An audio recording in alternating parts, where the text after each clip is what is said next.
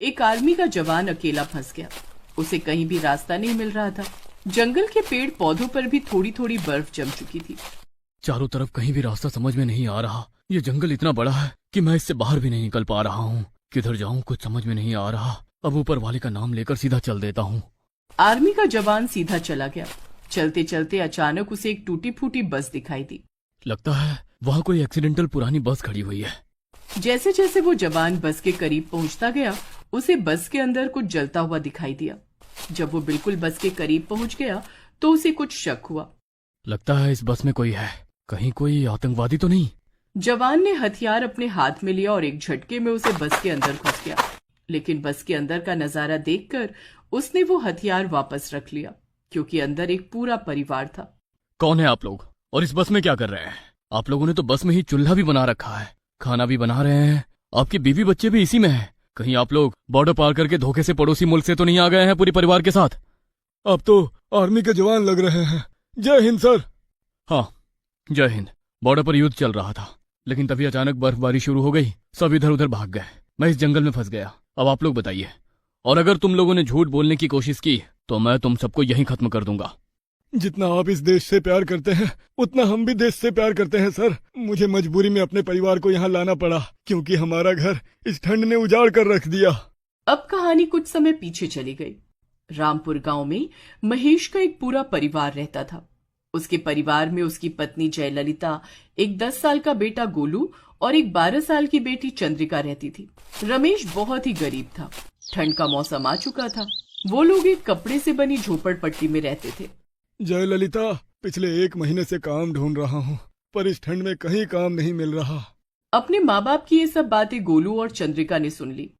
गोलू, चल बाहर खेलने चलते हैं। गोलू और चंद्रिका घर के बाहर जाने लगे, लेकिन तभी उसकी माँ ने उन दोनों को रोक लिया।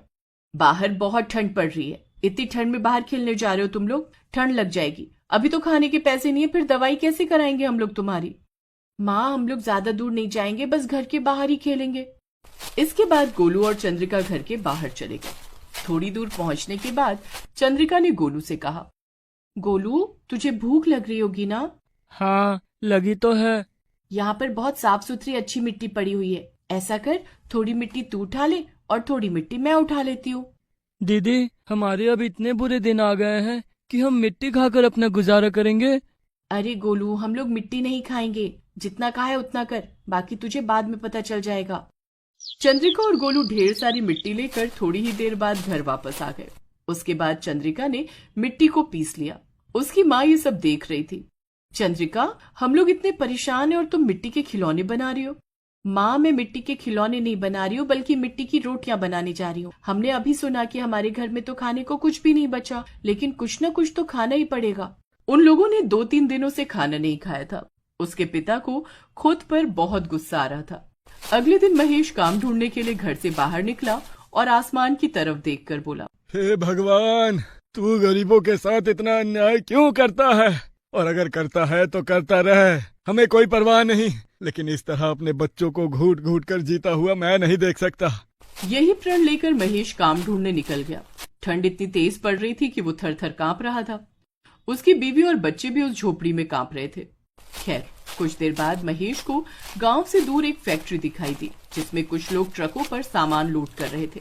महेश भागकर उनके पास गया। मुझे यहाँ पर कोई काम मिल सकता है क्या? मैं कुछ भी करने को तैयार हूँ। अरे, मुझे ऐसे लोग ही तो चाहिए जो कुछ भी करने को तैयार हो जाए। हमारी कंपनी में जितना भी माल तैयार होता है, वो सारा माल हर दिन ट्रकों में लोड करना होता है। ठंड में बहुत सारे लोग काम छोड़कर चले गए। क्या तुम ये काम हर रोज कर पाओगे? महेश ये सुनकर खुश हो गया। मैं बिल्कुल तैयार हूँ। मैं लगातार पूरी मेहनत और लगन से काम करूँगा। महेश ने ठंड में दिन भर पूरी मेहनत के साथ काम किया। शाम को उसे दिहाड़ी मिल गई। खाने का कुछ सामान लेकर महेश खुशी खुशी अपनी झोपड़पट्टी वापस लौटा। लेकिन तभी उसने देखा कि उसकी झोपड़पट्टी पूरी तरीके से फट चुकी थी। गोलू को बहुत तेज बुखार था। वो ठंड की वजह से बहुत तेज कांप रहा था।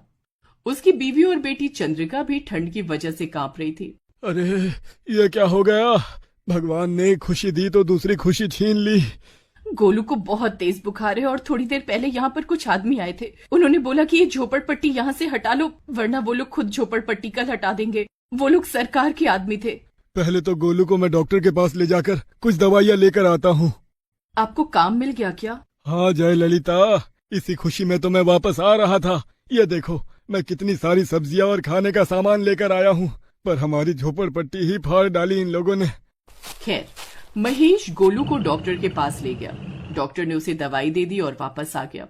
थोड़ी देर बाद गोलू का बुखार थोड़ा हल्का हुआ। जयललिता ने खुले में ही कड़ाके की ठंड में रात के अंधेरे में खाना बनाया और सभी ने खाना खाया। तब जाकर सबको थोड़ी ताकत मिली। लेकिन अब हम लोग रहेंगे कहाँ? आज रात यहीं सोते हैं, सुबह देखते हैं कि क्या करना है। गोलू भी सुबह तक पूरी तरह ठीक हो जाएगा। उस रात वो लोग उसी फटे हुए तंबू में सो गए। सुबह जब उनकी नींद खुली तब देखा कि उनके सर से वो तंबू गायब था। तुम लोगों को मैं कल ही समझा दिया था कि यहाँ से निकल जाना, लेकिन तुम लोग नहीं माने। अब यहाँ से जाते हो कि पुलिस को बुलाऊं? जाता हूँ बाबूजी, इतना तो रहम करो इस ठंड में। उस आदमी ने महेश को एक लाठी मार दी। तभी गोलू को गुस्सा आया और उसने पत्थर उठाकर उस आदमी को मारा, जिससे उसकी खोपड़ी फूट गई। तभी महेश ने जल्दी से अपने परिवार को और सारा सामान समेटा और वहां से भाग गया। भागते भागते वो किसी जंगल के अंदर घुस गया ताकि वो आदमी उसे पकड़ न ले। बेटा, तुझे ये नहीं करना चाहिए था। अच्छा हुआ हम यहाँ आ गए, वरना वो लोग हमें पुलिस के हवाले कर देते। इस ठंड में एक तो वैसे भी हालत खराब है। लेकिन पापा, अब हम रहेंगे कहाँ, इस जंगल में? बेटा, हम गरीबों का कोई ठिकाना नहीं रहता। हमें कहीं ना कहीं रहने का इंतजाम तो करना ही पड़ेगा। अभी 6 बजे हैं और 10 बजे मुझे काम पर पहुंचना होगा। नया नया काम मिला है, छूट जाएगा तो भूखे मर जाएंगे हम लोग। वो लोग उसी जंगल में ही इधर उधर भटकने लगे।